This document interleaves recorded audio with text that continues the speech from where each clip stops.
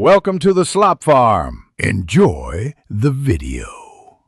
You start by verifying hardware compatibility and basic settings. Plug the USB drive into an OTG adapter, then into the Google TV's USB-C or full-size port.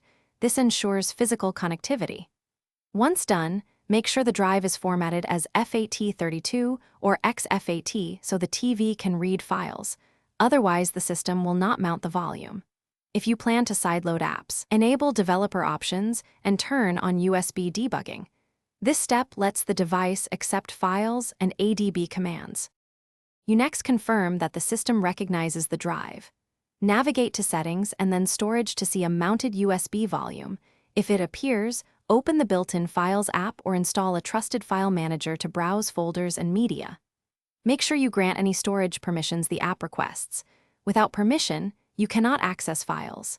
If the drive doesn't show, disconnect and reconnect. Try a different cable or OTG adapter, and test the USB on a phone or PC to isolate the fault. To finish, use supported apps to play media or sideload APKs from the USB.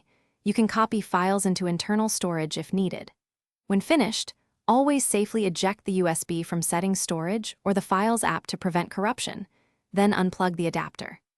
If you encounter problems, try reformatting the drive to a supported file system, swap the OTG adapter or cable, and test a different USB device to rule out a bad port. One key troubleshooting tip: restart the Google TV after connecting a new drive.